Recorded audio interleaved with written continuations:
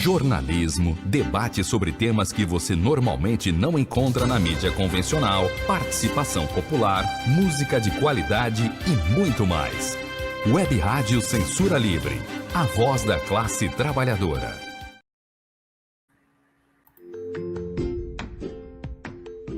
Olá, eu sou Lucília Machado, jornalista e diretora da consultoria Acessar Comunicação, Diversidade e Inclusão.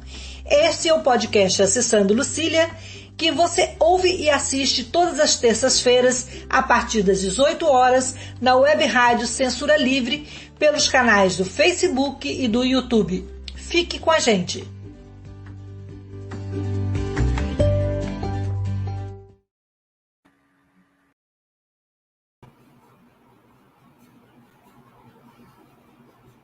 Olá, boa noite. Esse é o podcast Acessando Lucília e nós estamos aqui para mais um programa Diversidade e Inclusão. Hoje nós vamos ter uma conversa sobre a situação das pessoas refugiadas no Brasil. E os nossos convidados são a professora Ângela Magalhães Vasconcelos, assistente social, professora da UF, coordenadora do Grupo de Pesquisa Laboratório de Políticas Públicas, Migrações e Refúgios, e me enrolei aqui, professora. E também ela é do CNPq, do grupo de pesquisa, né? E é doutoranda também dessa área no Instituto de Planejamento Urbano Regional, o PPU-RJ da UFRJ.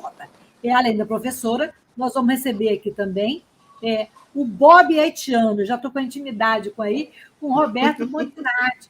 Ele é conhecido como Bob Haitiano, ele vive no Brasil com a família desde 2010. Ele veio depois de um terremoto no Haiti e ele é líder da ONG Mawon, que é uma associação que trabalha na integração dos imigrantes e refugiados no Brasil. Olha, é um prazer ter vocês aqui para conversar sobre esse assunto que está na mídia e está nas nossas mentes, nos nossos corações, né? Depois desse episódio com o Moise, que trouxe à tona a problemática da violência, do racismo e da situação dos refugiados no Brasil. Então, eu vou me inscrever para os nossos ouvintes que não conseguem visualizar, pessoas cegas com deficiência intelectual. Eu sou mulher branca, de cabelos castanhos escuros, com grisalhos precisando pintar. Eu uso um óculos dourado com uma correntinha pérola. Estou com um batom levezinho na boca, da cor da boca. Atrás de mim tem uma porta branca, um armário branco e um porta-retrato colorido. Então, eu queria que a Ângela se apresentasse e descrevesse também para os nossos ouvintes. Bem-vinda, Ângela, e obrigada por aceitar o nosso convite. Bem, boa noite, né? Boa noite, Lucília, obrigada pelo convite, obrigada por estar dividindo esse diálogo aqui com o Bob, né?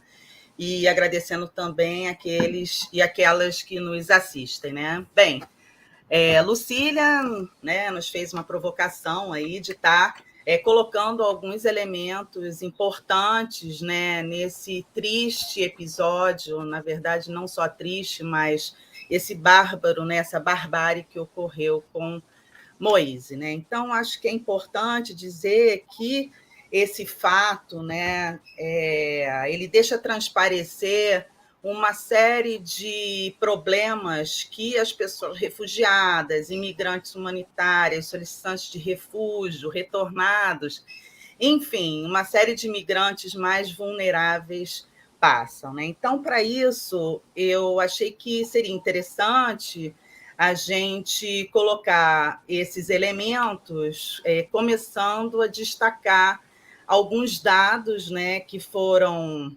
compartilhados conosco, estão no Refúgio em Números, sexta edição de 2021, uma publicação que é anual do Ministério da Segurança Pública, né, Ministério de Justiça e Segurança Pública, com a pesquisa do OAB Migra e, obviamente, o apoio do nosso Conselho Nacional de Refugiados, né? Então, entre esses dados, né, foram compartilhados conosco em 2001, mas dizem respeito até 2020. Então, entre 2011 e 2020, né, 265.729 imigrantes solicitaram refúgio no país, né? a nacionalidade com o maior número de pessoas refugiadas reconhecidas nesse período foi a venezuelana, em função de todo o processo de imigração que tivemos, principalmente a partir de 2016, né? Então, essa grande imigração teve um número, né, de reconhecimento de refugiados de 46.412, e, é claro, em função de um processo de reconhecimento de refúgio por violação de direitos humanos, que a gente chama de prima facie, né? Segundo número... Só um minutinho. Antes de você continuar, só apresentar o Bob e a gente volta com você? Pode ser? Claro. Vamos lá. Bob, então eu queria que você se apresentasse aí e se inscrevesse também para o nosso público, e a gente volta para a Ângela contextualizar a situação aí dos refugiados no Brasil. Boa noite a todos. Agradecer a você, Lucília, pelo convite. Especialmente a professora Angela, que está aqui com a gente.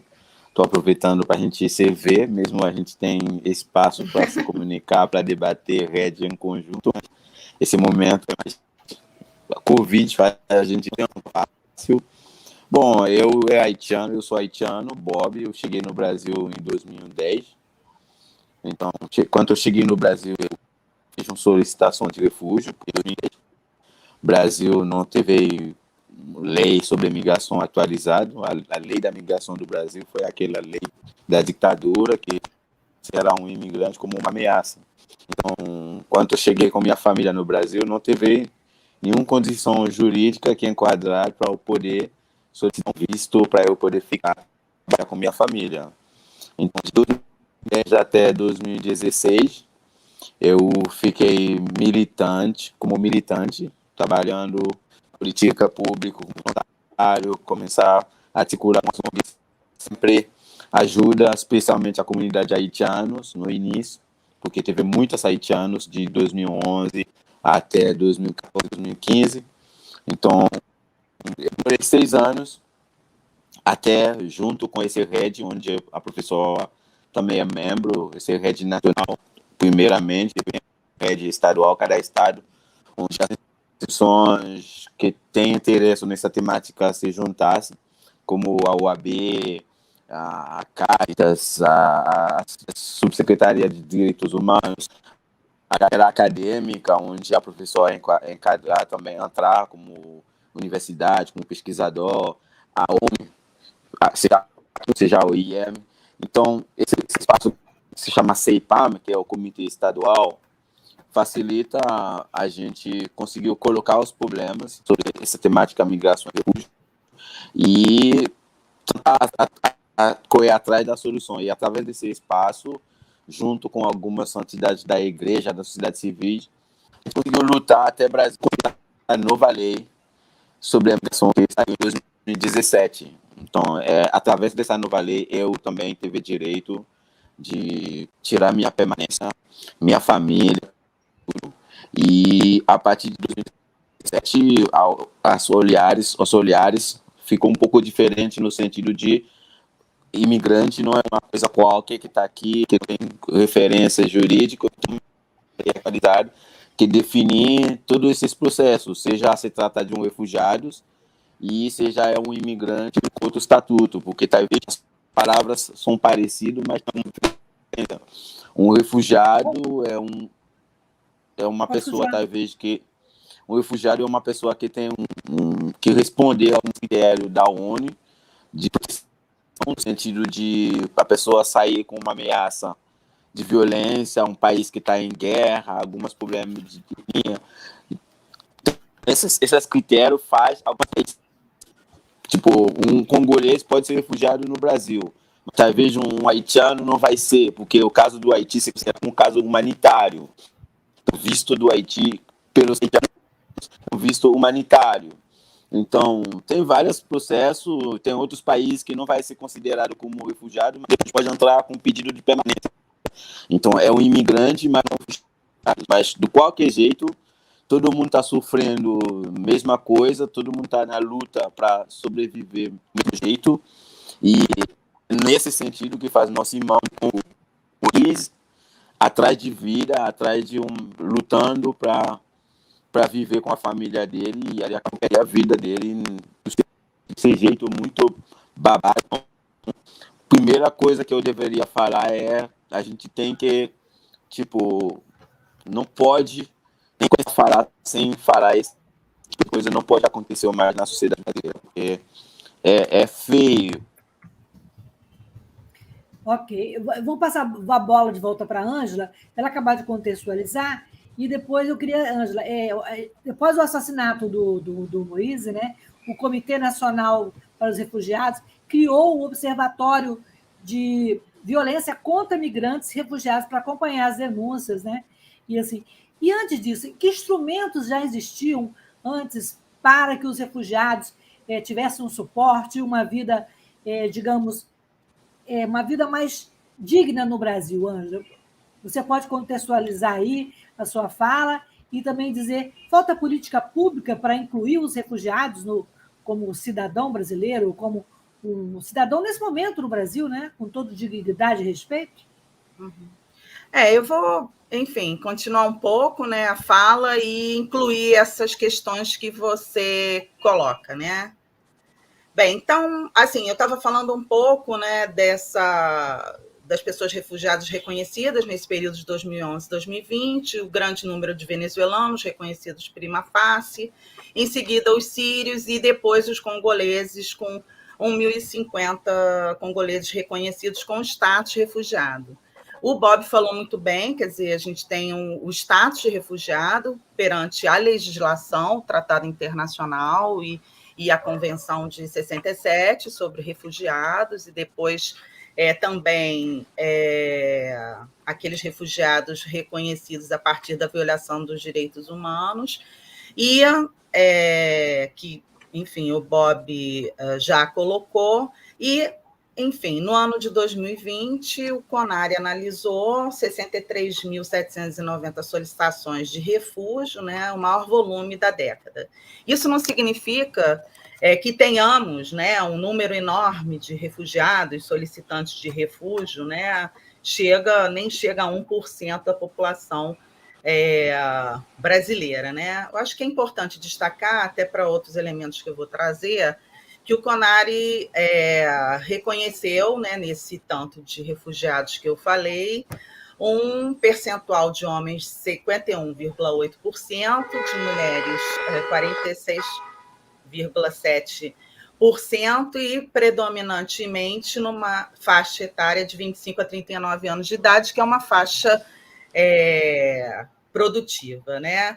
Em relação a esse reconhecimento, né, de refugiados, a região norte do Brasil, claro, se destaca em função da imigração venezuelana, apesar do processo de interiorização a partir da Operação Acolhida, mas a chegada em Roraima, depois Manaus e por aí vai nos municípios brasileiros, né? Mais 750 municípios brasileiros com interiorização da imigração venezuelana. Bem, mesmo com o fechamento das fronteiras a partir de 2020, a gente viu um número de imigrantes grandes solicitando refúgio, e em função até da definição desse período, né, de restrições sanitárias, se tentou impossibilitar e se impossibilitou, inclusive com a ameaça de deportação, né, de devolução, que pela legislação internacional não é possível, né, a devolução para os países onde as pessoas estão saindo em função da violação de direitos humanos, mas vários desses imigrantes continuaram em situação irregular, restringindo aí seus direitos sociais, né? Então, cabe destacar algumas legislações, desde a Declaração Universal dos Direitos Humanos, de 48, o Estatuto dos Refugiados, de 51, o Protocolo de 67, a Declaração de Cartagena, de 84, em relação a reconhecimento a partir da violação de direitos humanos, e, claro, a nossa Constituição Federal de 88, que no artigo 5º coloca que os imigrantes, os estrangeiros, né? Porque ainda se falava estrangeiros antes da nova lei, né? O estranho, mas agora é a lei da migração, né? Migrantes como sujeitos, né?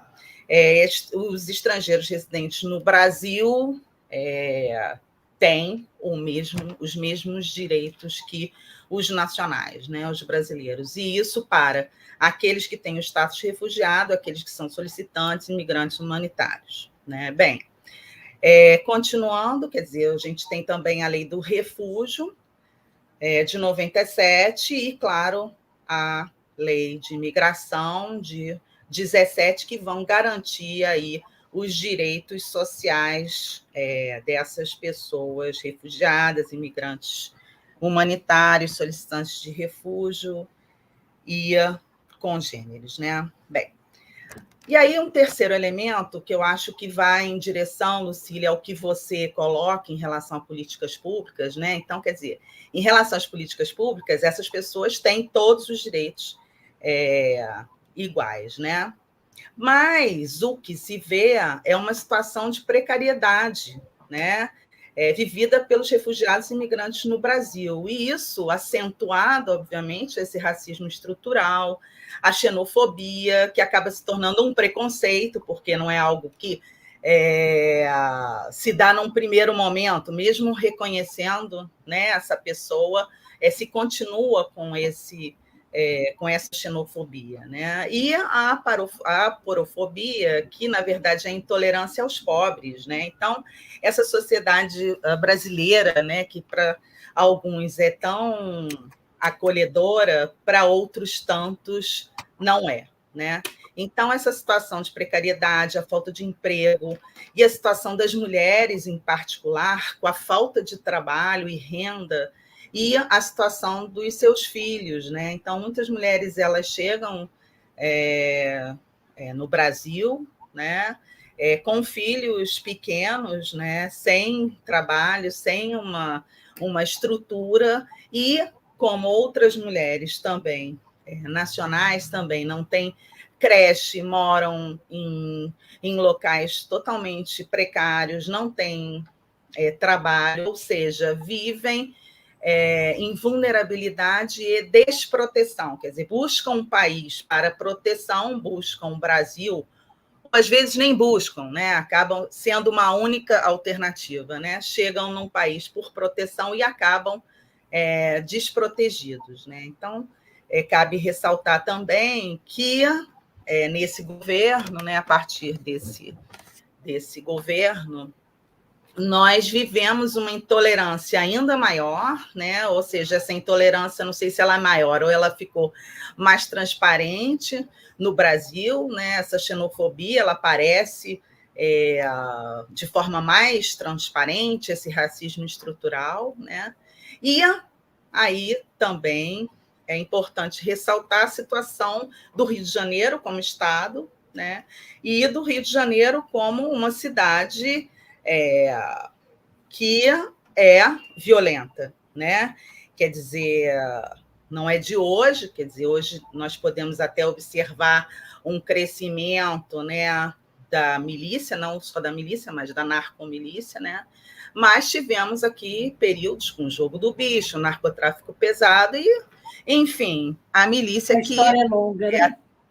atravessa o nosso cotidiano, o cotidiano de todos. Então, pode-se imaginar uma pessoa, né, ou famílias que saem de territórios altamente perigosos, né, ou altamente pobres, com uma violência enorme, que chegam num país, e não é o país como um todo, quer dizer, existe o Brasil, né, existe a região do Rio de Janeiro, e existem territórios do Rio de Janeiro. E esses territórios onde essas pessoas, né, ficam, porque é onde elas conseguem ficar, morar, né, são territórios de favelas, são territórios periféricos, onde, infelizmente, essa relação cotidiana, né, ela é demasiadamente atravessada por essas relações de violência, né? Então, quer dizer, a ausência de moradia, né? A ausência de um investimento do governo com moradia, de trabalho, né? A questão também da documentação dessas pessoas, né? Muitas vezes a não revalidação de diplomas, às vezes a falta da escola e, sobretudo, a falta de capacitação dos agentes públicos em reconhecer essa pessoa como um sujeito de direitos faz com que essa situação fique ainda mais precária. Essas pessoas vivam uma situação ainda mais precária, né? E aí, assim, não vou me alongar muito até para abrir, mas eu queria trazer aqui algumas iniciativas a partir dessa barbárie, né, do Moise, né? E ele expressa isso que eu acabei de colocar, essa precariedade, esse trabalho precário, né? Em que as pessoas, em geral, hoje, né, se concentram, e ele não foi exceção, quer dizer, ele também se submeteu a esse trabalho mais do que precário, né? Para alguns, inclusive, análogo à escravidão. O Ministério Público do Trabalho entrou com uma ação nessa direção, né? Nos quiosques da Orla do Rio. Então, algumas iniciativas foram construídas a partir desse fato, né? Dessa barbárie, né? Então, como você falou, né, Lucília, a criação do Observatório da Violência contra Refugiados, uma iniciativa do CONARE, do Comitê Nacional de Refugiados, o que é bastante importante, e a ação inicial dele é exatamente investigar ou pressionar uma investigação maior sobre esse fato, né? Na verdade, também uma mobilização das instituições para apoiar essa família, inclusive proteger essa família, né? Onde ela mora. O prefeito do Rio também, ele passou a concessão do quiosque à família do Moise até 2030, e isso também com a possibilidade de ser um espaço de capacitação de pessoas para um trabalho que não seja informal, creio eu, né? Realmente um trabalho formal, com direitos, né? O Núcleo de Atendimento a Migrantes e Refugiados da Secretaria Municipal de Direitos Humanos de Niterói também passou a levar o nome, né, do Moise. Eu acho que é uma iniciativa importante no município, né? Mas, entre outras, né? Mas, assim, o que eu quero terminar colocando é que essas iniciativas são muito importantes. O movimento do nosso comitê estadual, que também o Bob já se reportou, são muito importantes, mas, de fato, precisa haver planos, né, planejamento para que existam políticas públicas, inclusive uma política pública no Rio de Janeiro, que eu sei que está em construção, mas nos municípios em geral, com conselhos, com orçamento, assim como em São Paulo, para que exista, inclusive, uma participação paritária, governo e sociedade civil. A gente acaba vendo a sociedade civil sempre estando mais presente, e, no caso dos migrantes e refugiados, os organismos internacionais, né, como aqui no OIM e o sistema ONU em geral, as instituições do sistema ONU, que são fundamentais, importantíssimas, têm sido importantíssimas, mas é fundamental que o governo, através das suas políticas públicas locais, regionais, né, e nacionais, de fato, imprimam com responsabilidade, né, nesses conselhos, uma proteção maior para essa população migrante e refugiada. Então, assim, eu fico por aqui, tá? E vou aí, passar para o Bob também falar. Obrigada. Bob, puxando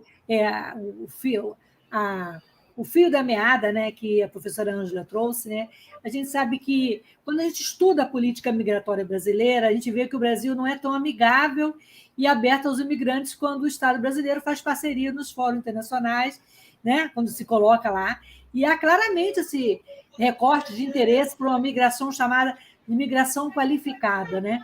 Que muitas vezes marginaliza os migrantes, por exemplo, do seu país, né, que é o Haiti. Né? Como é que foi a sua trajetória de chegar e como é que você está vivendo nessa pandemia?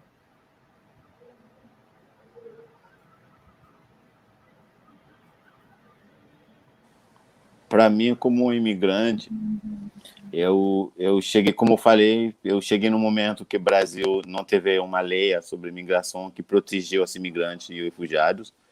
Peguei 6 anos de não tem direito de trabalhar, não tem direito de exercer meus direitos, se eu quero comprar um celular, precisa de um amigo para comprar qualquer coisa. Então, eu peguei um momento difícil, prejudicado pelas questões de falta de lei. Então, a partir da nova lei da migração, hoje, qualquer imigrante que chegar no Brasil vai poder enquadrar, vai poder encaixar num das leis ou um decreto que facilitar essa pessoa logo tem um direito de trabalhar. Então, hoje, as questões de direito social, como a professora fala, está tudo pronto. Mas na hora de viver, de andar na sociedade, de dia a dia, então é aí que começa a complicar, porque o Brasil já tem um problema deles, que se trata de desigualdades sociais, se trata de racismo, que se trata de homofobia. Então, esses problemas, quando os imigrantes chegam, seja falando de imigrante, até a gente tem um bloco de carnaval que tem 8 países diferentes, mais de 10 países diferentes tocando junto. Então, é para saber cada país é uma cultura diferente. Então, um congolês e um haitiano não vai reagir do mesmo jeito contra o racismo, não vai reagir do mesmo jeito contra a homofobia, não vai reagir do mesmo jeito se tratar de um abuso policial. Um venezuelano é diferente de um sírio. Então, as diferenças culturais faz nossa vida ficar ainda mais complicada, porque não é porque a solução que funciona pelos congoleses não vai funcionar pelos venezuelanos.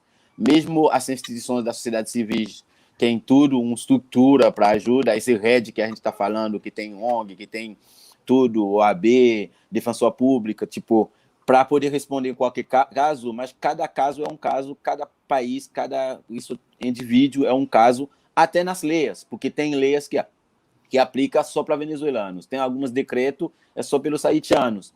Então, é um jogo que os imigrantes entendem e já estava, a situação geral já estava difícil há um bom tempo, mas a pandemia faz a vida desses imigrantes virou ainda pior, porque a gente está falando de esses imigrantes, eles não estão na Alemanha, eles não estão num país que tem uma economia sólida, que tem uma moeda muito competitiva internacionalmente. Então, são as pessoas que precisam trabalhar para enviar dinheiro no país deles, precisa trocar reais depois de receber salário para enviar para a família em dólares. Então, é um exercício muito difícil e entendendo também os brasileiros, seja as pequenas empresas, as lojas, os lugares que contratam eles também, algumas que ficam fechado a pandemia tudo, na hora de volta precisar um acordo para voltar a trabalhar, fechar um acordo, alguém está tirando no lado deles. É uma situação muito complicada, sem pensar na quem tem pensamento de abusar mesmo, de aproveitar, o cara não entendeu português bem, vamos botar ele para trabalhar no pior coisa possível e pagar eles o pior salário possível. Então, esse é um fato, mas às vezes eu não penso por que é um imigrante, porque é nosso Brasil.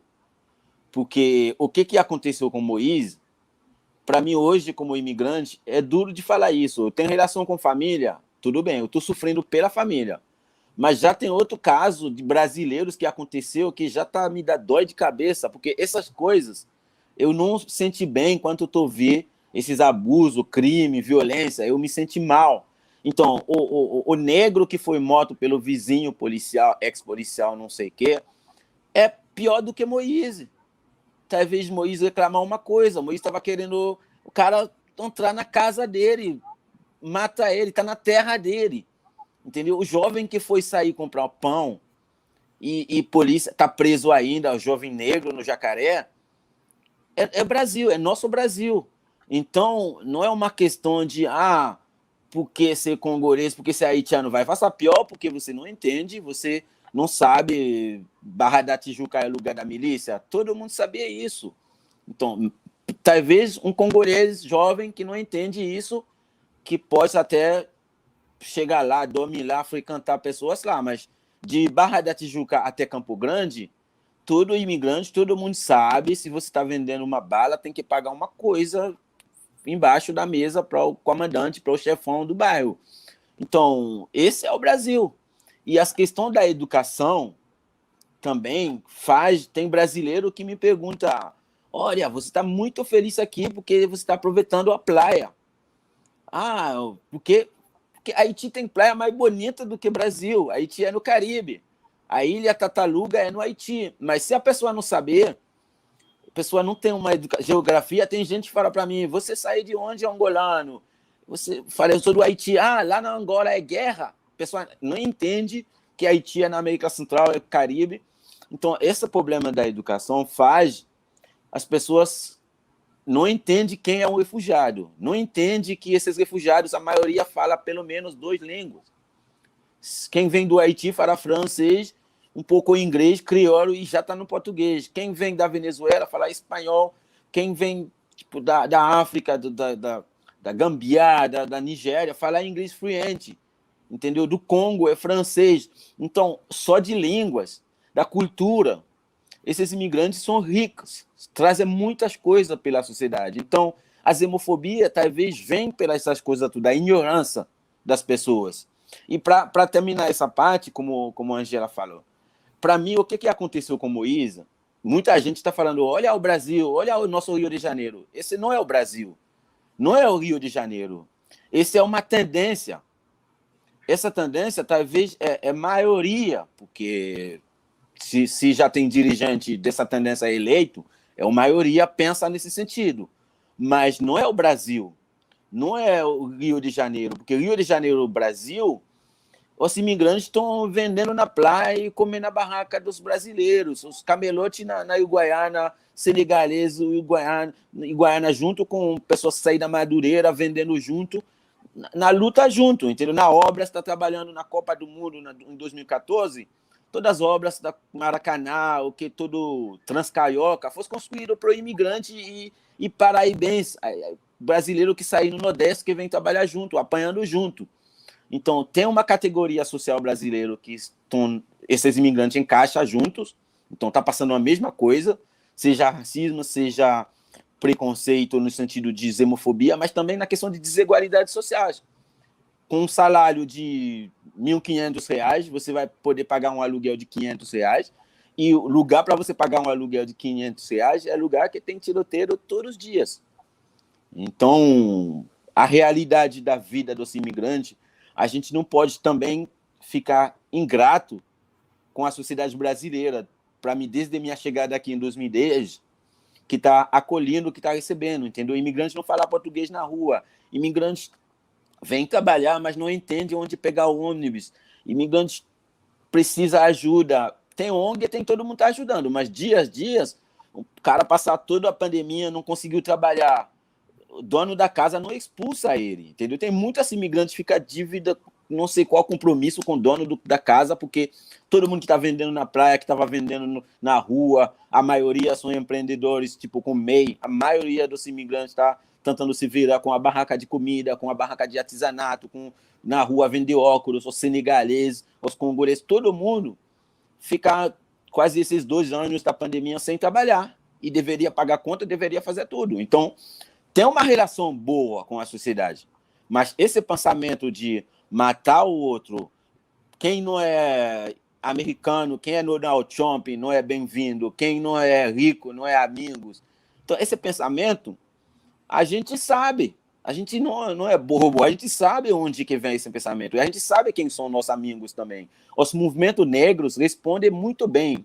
Teve uma caminhada lá na protesta, a gente foi, só as questões cultural, porque para mim protesta não é assim, entendeu? Protesta é ir na casa dos dirigentes que é responsável pela segurança, entendeu? Protesta, a gente deveria cobrar o presidente uma nota oficial de falar não a esse tipo de ato. Nem teve uma nota do presidente da República, que é do Rio de Janeiro, que é carioca, entendeu? Sobre esse assunto. Então, é uma coisa que machuca a gente como imigrante, que deixa a gente com medo. Até essa ideia de, a prefeitura está deixando a concessão da quiosque pela família. Tudo bem, é uma notícia muito boa, mas a família já fala, não vai liberar. Como vai ser?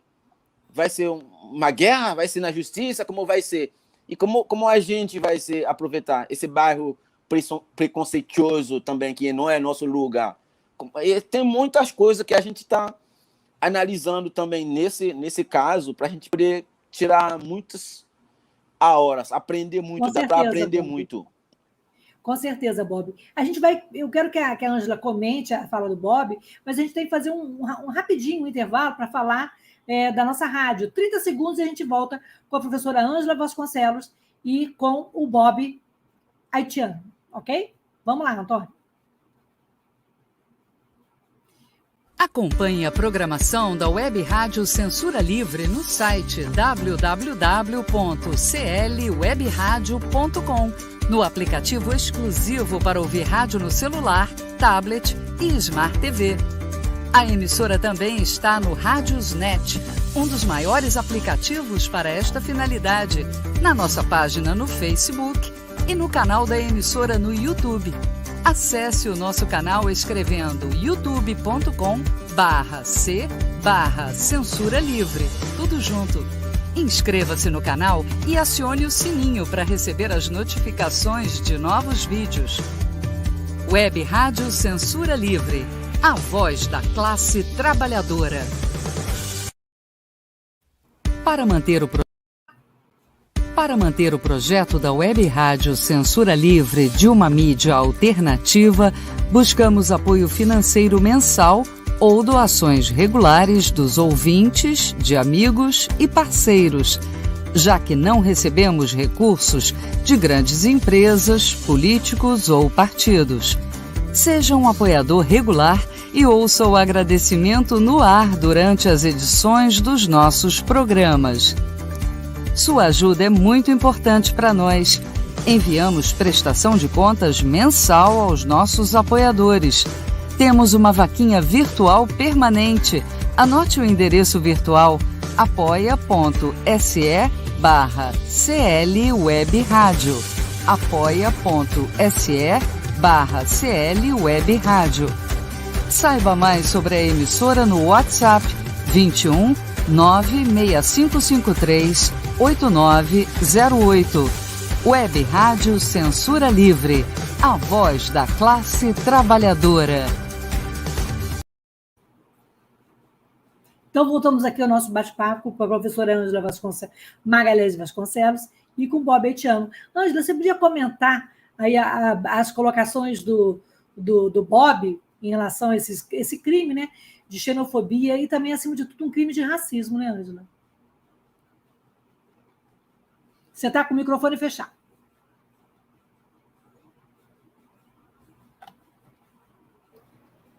Bem, o Bob fez intervenções muito importantes, né? Eu acho que, assim, a primeira, né, a questão da desigualdade, a população migrante e refugiada acaba ficando, muitas vezes, numa condição semelhante. Quer dizer, ela vem de um local que já tem desproteção e entra aqui num outro território desprotegida, né, precarizada, né?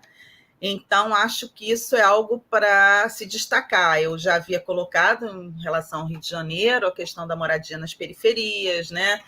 Nas favelas, né? Então, a precariedade e também a dificuldade de acesso, maior dos migrantes e refugiados aos serviços públicos por falta de conhecimento, de capacitação desses agentes públicos, né? Eu acho que na pandemia, Bob está muito mais lembrado do que eu, porque o Bob foi para a rua fazer, junto com uma série de outras pessoas, fazer doações, né, de cestas básicas, né? Então, assim, a dificuldade que essas pessoas passaram, né? A precarização enorme. Então, acho que isso é um ponto de destaque. O outro, assim, que me chama atenção, né, Bob, é que mesmo com tudo isso, né, ainda se vê um lado que é positivo, né? Porque tem também uma sociedade civil, ou parte dela, né, que apoia, né, essa população migrante e refugiada. Mas eu creio, né, a minha observação é que isso é maravilhoso, mas que, de fato, o governo, através de políticas públicas, tem que dar esse apoio, porque é um direito. Né? O migrante refugiado é cidadão e cidadã desse país, né? Frente à legislação. Uma outra observação, né, que também Bob colocou, acho que de maneira importante, quer dizer, o Moise é um jovem como outros também, né, que muitas vezes não reconhecem, né, não reconhecem essas relações mais complicadas, né, do mundo do trabalho, do cotidiano, né? E então acho que isso também foi uma observação importante que o Bob nos traz, né? Mas sobretudo assim de continuar no país, né, Bob? Você, né? De continuar no país com uma família e com uma ONG importante, representativa e que trabalha pesadamente, a gente sabe que trabalha pesadamente. Uma ONG não chegou, né, hoje com reconhecimento à toa, foi um processo de trabalho duro e de precariedade também. Né? Então, assim, eu acho que isso é importante. E o respeito das comunidades entre si, né? Eu acho que das comunidades, quer dizer, a comunidade congolesa, a comunidade venezuelana, a comunidade haitiana, senegalesa, quer dizer, um respeito entre essas diferentes nacionalidades, colocando como ponto central a importância da diversidade e da interculturalidade. Eu acho que essa é a base que a gente tem que seguir. Então, assim, eu acho que são destaques na fala do Bob, e que, sobretudo, a luta continua, não é um oferecimento aqui ou uma iniciativa ali que vão resolver a situação, mas que a luta e a resistência continuam. Né? Acho que Ângela, essa destaque. semana o Papa Francisco falou na TV italiana da necessidade de acolher os refugiados, né, do papel da igreja. Como é que você vê o papel da igreja, sobretudo aí com a Arquidiocese do Rio, e também a nível nacional, né, nesse trabalho com os refugiados? Olha, eu acho que todas as religiões, né, independente de ser católico ou não, né, algumas mais, outras menos, apoiam, né, a pessoa refugiada, a migrante, né? Agora, em relação ao Rio de Janeiro, a gente não pode deixar de falar da importância da Caritas do Rio, que é apoiada pela Arquidiocese. Há mais de 40 anos é um apoio total, geral, restrito dessa instituição, que até se tornou ONG, né, o Programa de Apoio a Refugiados e Solicitantes, Pares Caritas, né? Então, acho que isso é importante de ser dito, né? A Caritas de São Paulo, que faz um trabalho também importante, e as outras Caritas do Brasil que acolhem, e não só acolhem, né? Mas dão um apoio ao processo de integração local dessas pessoas, né? Claro, também, no caso do Rio de Janeiro, com o apoio do Alto Comissariado das Nações Unidas, com um projeto também com a Organização Internacional para Migrantes, né? A OIM, mas, sobretudo, uma equipe firme, forte, que está sempre conosco, não só discutindo na tese, mas efetivamente na ação. Eu acho que isso a gente pode falar fazendo uma articulação no Rio com a arquidiocese, né? Mas Então, eu acho que também quero destacar que a Caritas em nenhum momento se coloca dessa forma. Essa é a minha visão, não só como pessoa, mas como pesquisadora, né? Vou passar para o Bob, pode comentar, mas eu também queria que o Bob falasse um pouco sobre o trabalho da ONG, da Marrom, né? Da importância dessa articulação para a sobrevivência dos refugiados e o fortalecimento da luta contra a xenofobia e também contra a violência. Bom, para continuar sobre o papel da igreja, e não é só a Caritas na geral, mas a igreja, especialmente a igreja católica, tipo, São Paulo tem um padre, Curitiba tem um padre, Brasília tem um imã, tem algumas personalidades na igreja católica que ficou como defensor direto dos imigrantes, quando se tratar de políticas públicas, quando se tratar de dialogar com o governo também. Então, não pode esquecer isso. Sobre o trabalho da Marrom, como você fala, a gente entrou no papel da integração, como eu falei, a integração, porque na vida do imigrante tem várias etapas. Tem etapa na chegada, que é o processo de acolhimento, acolhido, é onde a Marrom não faz muitas coisas, porque a gente não tem uma estrutura de receber, de um abrigo para atender pessoas que não têm moradia. A gente não tem esse braço, não tem financiamento para isso e não pretende atuar nessa parte. Quando a gente fala de integração, a gente vê, primeira coisa, precisa de uma documentação legal, tudo em dia, seja a carteira do trabalho, a RNM, o RG, o protocolo de refúgio. Então, essa parte de documento, CPF, tudo tem que ser atualizado. Filho nasceu no Brasil, precisa de documento. Aí, casamento, cartório, toda essa parte, a gente tem 2 advogados brasileiros que estão na equipe, que cuidam dessa parte e que fica dialogando com a Polícia Federal, a CONARE, se tratar de solicitado de refúgio, com o Ministério da Justiça, naturalização. Então, tem um braço jurídico que cuida da parte de regularização. Esse é o primeiro passo. O segundo passo é português. Falar português, a gente tem um curso português, que é um português mais entender a cidade, um português que, para você saber o que é um carioca, o que é um paulista, o que é um gaúcho, como andar, sair de Zona Norte para a Zona Sul, como sair de Zona Sul para a Zona Oeste, quais são os pontos turísticos, como você vira, como reagir aos cariocas, se você precisa de ajuda, como abordar. É um curso que faz a pessoa falar português, mas no final a pessoa está pronto para ir procurar ajuda na sociedade, porque a precariedade faz as pessoas precisam trabalhar, mas ele não fala português. Precisa vender na rua, mas não fala português. Então, português é a segunda coisa. Depois a gente tem um projeto que chama empregadorismo. Empregadorismo é uma mistura de empregabilidade e empreendedorismo, onde a gente faz 2 trilhas. Uma que é para quem quer ser CLT, quer ser contratar para trabalhar com carteira assinada, e outra trilha para quem já teve um negócio no país de origem ou que pretende, que sempre sonhar ser empreendedor.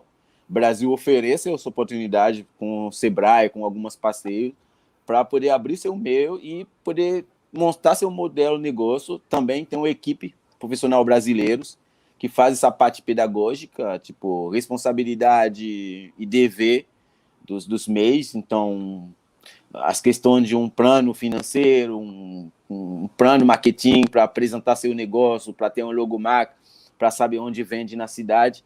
E depois a gente desenvolver a atividade de integração mesmo, como feira gastronômica, eventos, onde essas pessoas conseguiram apresentar a cultura deles e a sociedade também interagir, seja comendo, seja dançando, seja fazer um curso de língua com esses imigrantes refugiados, seja aprender a dançar com o refugiado imigrante, aprender a tocar um instrumento, percussão da África. Então, essas atividades juntos fazem um pacote de integração, onde os brasileiros entendem melhor, porque a maioria dos casos de preconceito é porque não entende que esses imigrantes têm coisa para oferecer. E a parte de educação, que é pedagógica, no sentido de orientação, pelos imigrantes para as questões de geração de rendas, porque a gente sabe tudo essas atividades é para facilitar eles terem uma renda definindo, como falei, precisa pagar as contas aqui no Brasil e mandar pela família. Então, imigrante sempre está fazendo conta, sempre precisa um renda definido. Então, esses projetos a gente tem apoio, teve apoio da Mitsubishi Corporation, depois vem a OIM, que é a Organização Internacional pela Migração, e agora a gente está finalizando um processo com a FAPESG, também, que vai apoiar esse tipo de ações que eu falei para você. A gente não fazer muitas coisas no sentido misturando um monte de coisa. Eu sou imigrante, eu preciso fazer uma coisa que dá um resultado rápido e que impacta de verdade, porque eu não posso ficar enrolar e não resolver uma coisa na vida das pessoas. A gente já a gente criou, Marrom existe, na verdade, como instituição desde 2017, mas eu e minha esposa, a gente está atuando nas questões da política pública, na voluntariada, nas questões de imigração, desde 2010, desde a minha chegada. Então, nas questões de regularização migratória, a gente já atende mais de 1.000 imigrantes de todas as nacionalidades, mas sempre vai ter uma maioria haitianos, porque eu sou haitiano, mas a gente atende todas as nacionalidades, e esses projetos que está acontecendo agora com o IEM, a maioria são beneficiários, são venezuelanos, porque a professora Angela falou hoje, se você quer saber qual nacionalidade é mais vulnerável, pode falar, são os venezuelanos, porque são eles que são novos, que não tem um rede tanto forte, porque a professora fala isso também, cada nacionalidade tem um movimento, tem uma associação, tem um rede congolês, os congoleses. Então, o presidente da associação congolesa tem eleição, é mais sólido, quando um congolês está na situação difícil, é mais sólido, é mais fácil, eles entre si procura ajuda e resolve. Quanto um haitiano, tem associação haitiana, tem rede haitianos, tudo bem. Mas os venezuelanos, eles são novos, eles não têm algumas referências, alguns movimentos venezuelanos para poder ajudar eles. Então, é mais fácil você encontrar família venezuelanos na rua, muitas situações complicadas. Então, esses projetos são mais dedicados pelos venezuelanos, no sentido de mais vulnerável. Mas, na geral, ações como a professora está falando de doações de cesta básica. Desde a pandemia, a gente começou a atender famílias que precisam de cesta básica. Então, a gente teve um ritmo de 200 por mês. Quando parou a pandemia, a gente diminuiu agora 100 por mês, e hoje a gente está ficando com 50 por mês, porque todo mundo está quase voltando trabalhando, as demandas estão diminuindo, mas temos esse programa que não é um programa que envolver a integração, mas talvez tem gente que já foi integrar, mas que caiu na vulnerabilidade de novo, que precisa de uma cesta básica. A pessoa pode ter um negócio, o negócio dele faliu, então não conseguiu vender mais, MEI foi sujo, CPF foi sujo porque não paga a taxa do MEI, então vira uma situação complicada, precisa. Então sempre é bom olhar com esse olhar, tipo, é um público vulnerável, mesmo tipo, eu como Bob, que tem uma ONG, que tem todo o suporte, que tem muitas possibilidades. Quando o meu filho nasceu no meio da pandemia, eu senti a vulnerabilidade, porque não teve nenhuma família para me ajudar, não teve ninguém para guardar as crianças que eu teve em casa, para ficar no hospital com minha esposa. Então, imigrante, a fronteira da vulnerabilidade sempre pertinho. Então, sempre é bom de fortalecer, sempre é bom de ter gente como vocês, como pode falar de brasileiros, porque se comparar o atendimento quando você chegar na fronteira dos Estados Unidos com atendimento aqui no Brasil, você pode falar aqui, é luxo, é muito respeitoso, porque os haitianos na fronteira, tá polícia de cavalo, correr atrás dele, bateu na eles, amarrar eles e desportar pelo Haiti, para não entrar nos Estados Unidos. Estados Unidos que todo mundo acha que é o modelo, que é o melhor lugar. Então, meu Brasil, eu não vou abrir mão para meu Brasil também, porque o Brasil é a cidade que deixa a gente sonhar, que deixa a gente pensar esses imigrantes. Então, a Marrom, talvez, não sei se a Haiti poderia me dar a oportunidade de ter a Marrom. A Haiti eu tive muitas experiências de trabalhar como articulador, trabalhar na ONG, eu já tive essa experiência de desenvolver projeto social, mas é sempre com alguém ou para alguém, mas hoje eu sou líder do meu projeto. Então, Brasil não é é isso, é muito contradição de falar, chora, é amor, é tristeza. Então é isso que é nosso Brasil. Muito bom. Ângela, o nosso tempo está terminando, mas eu queria que você comentasse a importância das ONGs e também essa situação dos venezuelanos no Brasil. Ainda chegou muitos imigrantes aqui, por que eles são considerados o calo da imigração? Está sem som. Considerado o quê? O calo, né? O calo da imigração. Aquele ponto. Eu não colocaria que é o calo, acho que. Acho que eu exagerei, né? Bastante. Mas em todo caso, quer dizer, os venezuelanos continuam chegando, né?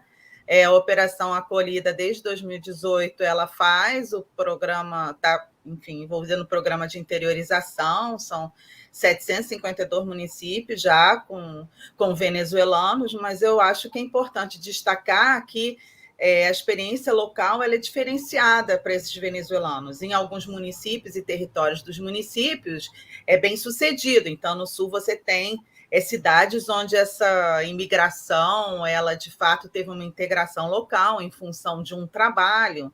Muitos já partiram, né, de Boa Vista ou de Manaus já com a possibilidade de um trabalho, né, e também de moradia ou abrigo. Mas essa situação ela não vamos dizer assim, ela não é comum aos outros municípios, né? Aqui no Rio de Janeiro, na cidade do Rio de Janeiro, tem, apesar, né, de recebermos venezuelanos e venezuelanas dentro da Operação Acolhida, né? É um processo difícil em relação à questão do trabalho, da questão da moradia, para além do que o Bob já comentou, né? Da comunidade venezuelana, a gente tem aqui até uma comunidade, uma ONG venezuelana, criada acho que em 2020, mas também muito importante, mas aos poucos vai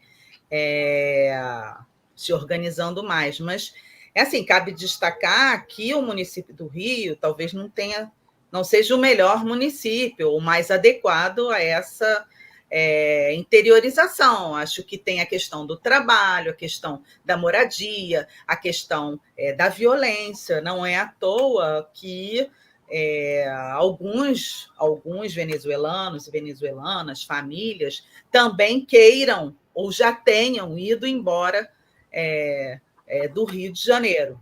Tá?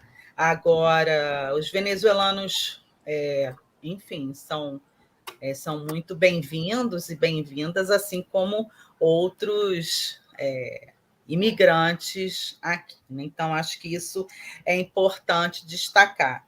Né? E outra coisa que você me perguntou, esqueci, Lucília. Não, foi sobre a ONG da sim, eu acho que as organizações não governamentais, né, da sociedade civil, nem todas, eu conheço algumas, mas as que eu conheço são muito representativas e não são de hoje, são de décadas, né? A sociedade civil sempre esteve presente na luta em apoio a esses migrantes e refugiados. Não fosse a sociedade civil há décadas e também atualmente, inclusive na própria imigração venezuelana, a situação seria muitíssimo mais difícil, né? O acolhimento dessas organizações, algumas delas com apoio, seja da Acnur, seja do OIM, outras parceiras implementadoras, é crucial nesse processo. Por isso eu digo e reitero, né, a importância do governo, de fato, assumir essas políticas públicas, né? Assumir o papel do governo e, de fato, fazer valer a legislação. Né? Então, acho que esse o nosso, penso eu, né? O nosso compromisso, quer dizer, quem está na luta, os coletivos, né? As instituições públicas e também privadas e ONGs que estão nessa luta. Né? Algumas delas se somam, inclusive, no nosso próprio comitê aqui estadual. Então, assim, eu finalizo dizendo que importante, fundamental e urgente, a política pública para migrantes, refugiados e apátridas no Brasil. Não há como ficar chutando essa bola para um lado e para o outro. Quer dizer, vem a imigração venezuelana, se faz um projeto. Vem a imigração haitiana, se faz um projeto. Vem a imigração síria, se faz um projeto. Não é assim, né? Existem peculiaridades, mas tem que haver uma política central. E ela tem que ser descentralizada, né? É isso. Ângela, muito obrigada pela sua participação. E eu queria passar para o Bob fazer as suas considerações finais e também falar da importância dessa política unificada que a Ângela tão bem colocou aqui. Bom, a impotência sempre, na hora de as pessoas vão poder defender os direitos deles, vai fazer muitas diferenças, porque a questão de direito trabalhístico, aí os imigrantes, talvez na hora de defender os direitos deles, nem sabem onde vai, onde procura. As questões de validação de diploma, porque até pelos venezuelanos, a maioria deles vem aqui com muita competência, um background muito forte, seja como engenheiro, como médico, como muitas deles já teve competência na Venezuela, mas quando chegar aqui, para validar esse diploma deles, aí eles começam a trabalhar na padaria, no lanchonete, aí entrar na vulnerabilidade. Uma pessoa que poderia trabalhar, que poderia ajudar o Brasil, ajudar a economia do país. Os haitianos que vêm aqui para estudar, algumas jovens conseguiram estudar, fazer faculdade congolês. Depois de fazer faculdade, todo mundo é embora, vai para o Canadá, vai para outro país. O Brasil poderia ter uma política de, olha, vamos mapear esse imigrante que foi estudado, que foi capacitado, formado aqui no Brasil, para colocar eles para trabalhar pelo país, para desenvolver, para fazer o país mais forte. Então, como eu sempre falo, imigração não é uma coisa que diminuiu, ou que até que tem gente que fala, imigrante vem aqui para roubar nosso emprego. Não.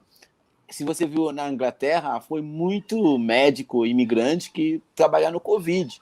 Médico que foi formado na Inglaterra, depois que virou imigrante, depois que formado, depois que virou, que está atendendo pessoas no Covid. A maioria das seleções europeias no esporte, as delegações do esporte, estão ganhando medalha com filho de imigrante, com imigrante na seleção francesa, na seleção alemã, tem negão, tem todo mundo. Então, tem que aproveitar melhor essas políticas públicas. A gente não está querendo pedindo sempre, fazer para a gente. Não, valorizar também, dar voz para esse imigrante. Eles têm muitas coisas para falar, a gente tem muitas coisas para falar. Muito bom. E, para terminar, a gente não termina, essa conversa continua nas redes, continua nas ruas, né? E o pesquisador da questão migratória da Universidade Federal de Roraima, o João Carlos Jaruchinski, ele falou que, no caso do concreto do Moisés, né, ele diz que está convencido que houve um cruzamento de crimes, né, que é a xenofobia, o racismo e a porofobia, como a Ângela já tinha falado antes, que é o crime contra as pessoas pobres, né? E eu acho que esse nosso encontro aqui com o Bob, com a Ângela, eu espero que ele tenha sido um alerta, né? E é preciso esclarecer que a imigração ela tem fundamento jurídico, tem o artigo 13 da Declaração dos Direitos Humanos, ela, né, tem todo... Só um instante, de Declaração dos Direitos Humanos, diz que, eu vou ler aqui, porque eu não consegui guardar aqui, peraí. Todo ser humano tem direito à liberdade de locomoção, residência dentro das fronteiras em cada estado. Todo ser humano tem o direito de deixar qualquer país, inclusive o seu próprio país, e a esse regressar. Então, espero que, enquanto você estiver aqui, a luta continue e com aparato e com apoio de instituições, de ONGs. E obrigada a você, obrigada, Ângela. E a gente continua na próxima terça-feira. A gente se encontra aqui com mais um tema de diversidade e inclusão. Gratidão a vocês, muito bom ter vocês aqui comigo. E antes de terminar, eu vou destacar aqui a participação de um ouvinte que a gente acabou não colocando aqui, porque o papo foi muito bom e muita coisa para falar, muita coisa para registrar, né, Antônio? Então, vamos passar aqui. A Ruth Guzmão diz parabéns pelo importante debate. É isso aí, gente. Debater é preciso e também lutar contra o xenofobismo, contra todo esse quadro de racismo que a gente vive no país hoje. Boa noite e até a próxima terça-feira. Muito obrigada a vocês. Obrigado. Tchau. Tchau.